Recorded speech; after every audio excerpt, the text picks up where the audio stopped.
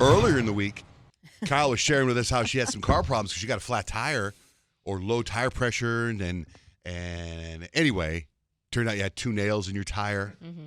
And then this morning, as we're all preparing for the show, no Kyle. And then Joey comes walking in and says, what, you had car problems? I was stranded. So I'm on the freeway. Let's just say I was going a reasonable amount over the speed limit, as I normally do. And all of a sudden, this like red triangle pops up on my dashboard. And I'm like, well, that doesn't look good. Red, red's bad. Yeah, I've never seen that. And then a different thing pops up and it says system charging failure in all caps. And I'm like, okay, that really doesn't look good. But I'm like, what does that mean? And I'm kind of like looking up at the road and staring at that, trying to figure out. And then it pops up engine overheating. And I'm like, Then I just picture my car, like you've seen the cars on the side of the road with the flames coming out of the engine. Yeah. And I wasn't really at a decent spot to pull over. So I had to keep going for probably about 1.5 miles. So I pull over as soon as I can. I get off and it's not the greatest part of town and it's a very dark area. So I find a well-lit parking lot and I turn to Google, my friend Google, and I'm like typing in, what is that? How far can I drive on engine overheating? Like, can I make it to work right now? I have to assess the situation.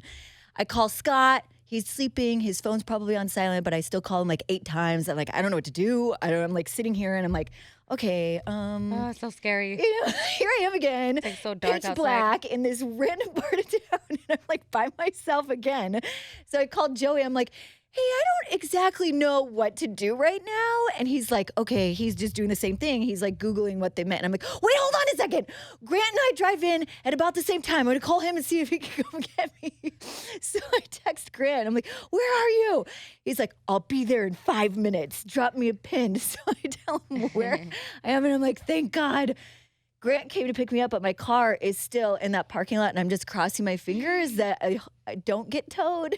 But I think after it work, might need to be towed Way anyway. to go, Grant. Way to go. Yay. Thank Way you. to go, superhero of the day. Yes. I'll be there in 5 minutes. He was nowhere near there. He landed there like Jupiter's legs. See, I knew it. In his members only jacket. So yeah, he was Wow, man. he was my utopia. Oh, wow.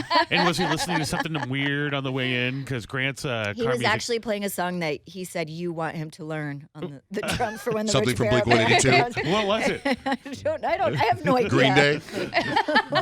Something from 1985? Yeah, it sounded, Bowling for Soup? it sounded like a funky type of jam.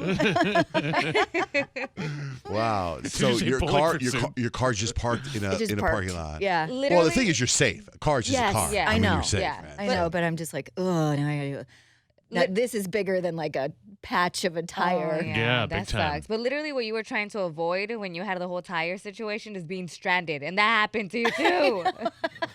Yeah, it's like, what's the What universe is the trying universe to tell you? trying to say? I know, who did I piss off? What karma? What did I do? Karma. Did you make some joke about not having gas? Because you know how half the country is having a gas issue? No. You didn't? Okay. 'Cause I No, didn't. in fact, Post a my brother lives in Florida, and his wife is literally only a quarter tank right now, and she's freaking out. I saw this meme yesterday about the gas shortage, and I was like, perfect meme for me. I was like, half the country's freaking out about not having gas. I drive on empty all the time. I could totally survive. And you're not going anywhere too. Right. You're That's happy with that. insanity, by the way. And of course, you guys know that freaks me out. First, we're coming out of the pandemic, which freaked me out a little bit because I had to be home by myself a lot. But people are just sending me pictures of their empty gas tank and going, chortle, chortle, chortle, I never care, like what John Jay does. I do it all the time. That actually sends me into a little bit of a panic mode. Doesn't bother me. I got gas yesterday, though. I filled up. Yeah, I need to you know fill what's up. funny is this is the one time where I'm actually Suzette was like, you need to get gas in your car. I'm like, this is the one time I'm full. Scott, You have a full tank of gas in an abandoned car with perfectly fine tires full of air. The car's just ready to go. It's just the inside's not too happy. Doesn't it make you concerned that you should have a system? And even though there probably isn't a system, but it's like you've called your husband 8 times, he's sleeping, right? And it's I know, what do you do? know. Because if he has his alarm on or his phone on, he'll get alerts from other things. So it's like, but at the same time, he knows you're safe because we're all around. You have access to all of us too, but he's going to wake up and go, oh, damn, I wish I would have been there. You know what? I always turn my phone on silent at night, and I have very morbid thoughts about like if I get a phone call of someone passing away or an emergency happen, like I wouldn't get it. I wouldn't get it till I woke up. So yeah, there should be some system.